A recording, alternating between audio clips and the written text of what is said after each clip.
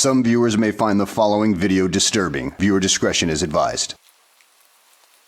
During one of my past tours, I had an unsettling encounter that left a lasting impact on me. It was a distressing incident where I accidentally stumbled upon a deeply disturbing webpage known as Human Experiments. Although I can't recall the exact location where I found it, I remember it being buried deep within a link archive page. The homepage of this website was written in a horrifying blood-red font. It described the content in a chilling manner, stating that the experiments conducted on this site aimed to prove that not all humans are born equal.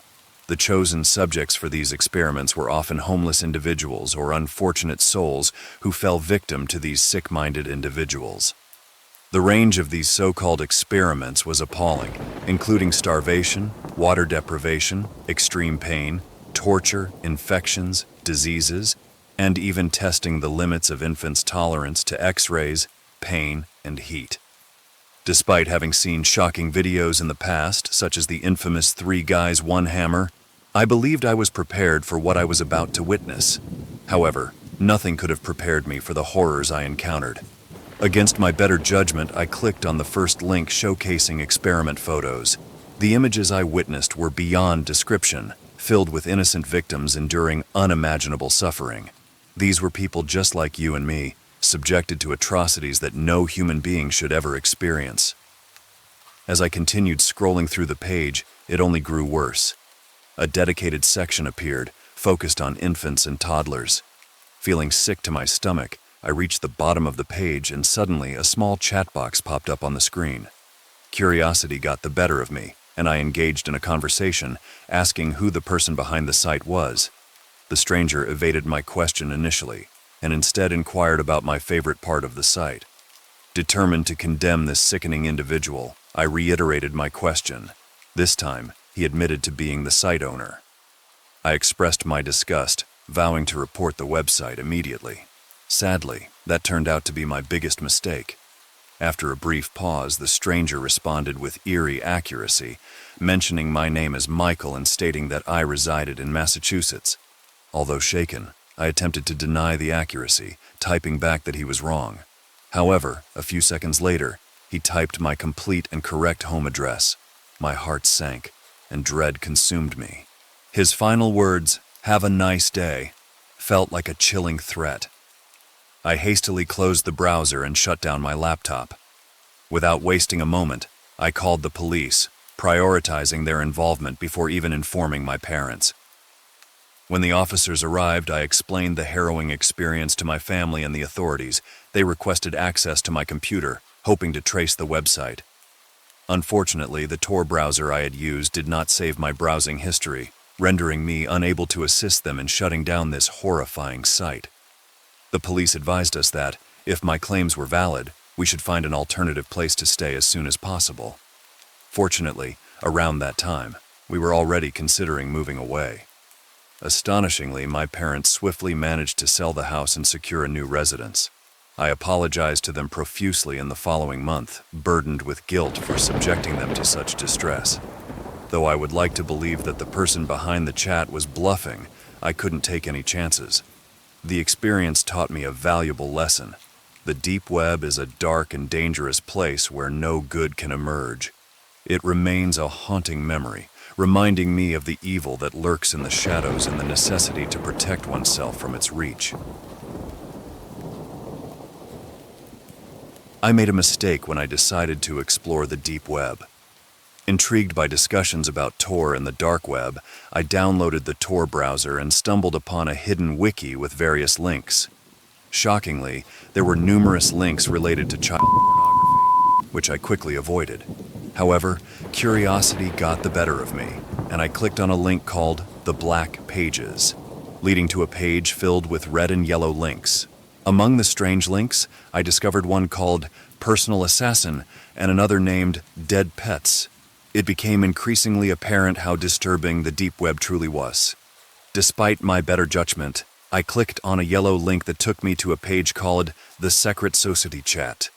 The page took longer to load than the others, eventually revealing a black background with a chat box and a black video screen. Ignoring my instincts, I typed "Hey" into the chat box.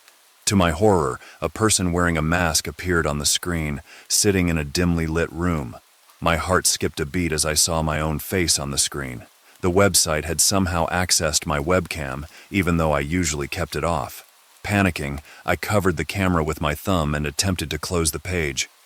However, my taskbar, along with the minimize and exit buttons, had disappeared.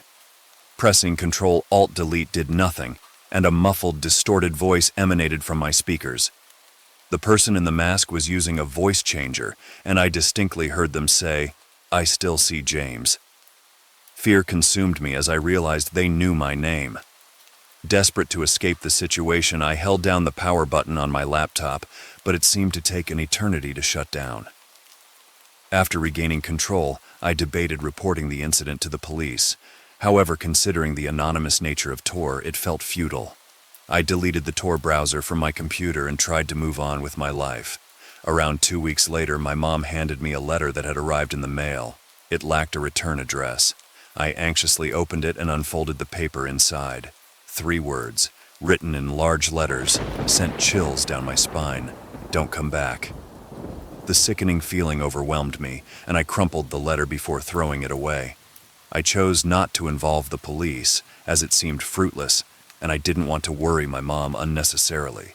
The mystery of how they obtained my address haunted me, leaving me in a state of unease and uncertainty. There was a notorious website on the dark web known as the Silk Road, which operated as an illegal underground drug marketplace. Despite being aware of its existence through friends who had used it, I found myself in a predicament when our trusted weed dealer moved away, leaving us with no other connections.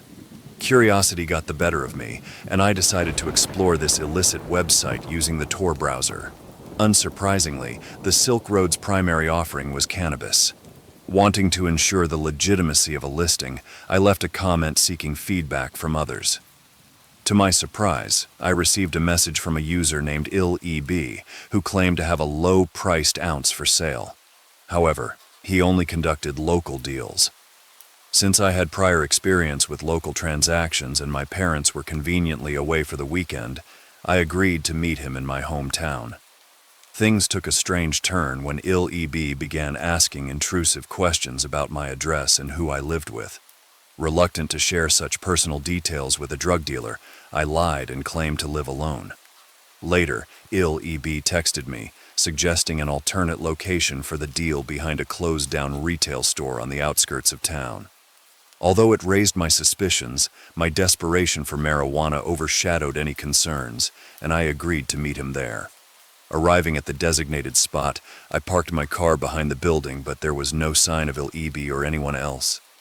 I tried reaching out to him, but he remained unresponsive. Realizing something was amiss, I decided it was best to abandon the plan and leave while I still could. The relief of escaping a potentially dangerous situation washed over me as I drove back home, which took about 10 minutes. However, my relief was short-lived when I arrived at my house.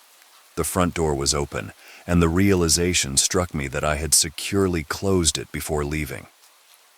Concerned that my parents had returned home unexpectedly, I parked my car in the driveway and cautiously entered the house. The lights were on in my parents' bedroom, accompanied by shuffling noises. Alarmed, I called out to my parents, but the noise abruptly ceased and the bedroom door slammed shut. It was evident that the person inside was not my parents. Acting impulsively, I grabbed a carving knife from the kitchen and rushed upstairs to confront the intruder. With sheer force, I barged into my parents' room, only to find no one there. However, I immediately noticed that my mom's jewelry case had been tampered with. Determined to protect myself, I dialed 911. Before I could provide the operator with much information, something grabbed me from beneath the bed. Reacting instinctively, I used the knife in my hand to stab the intruder's arm, causing him to scream out in pain. Trapped in the room due to the corded phone, I could only manage to inform the police that there was a break-in at my address. The assailant emerged from under the bed, still clutching the knife in his arm. He paid no attention to me, instead making a beeline for the front door and escaping in a black Honda Accord. I could only provide a limited description of the intruder, a black man wearing a backward hat and tattered clothing. Unfortunately, I couldn't disclose the true source of my address, as it would implicate me in illegal activities. As a result, the man responsible for the break-in remains at large, and justice has yet to be served. It is possible that he obtained my address through some form of hacking or illicit means. Regrettably, I couldn't provide the police with the full context of my situation due to the illegal nature of the Silk Road. Now I can only hope that law enforcement can apprehend the intruder based on the limited information I provided.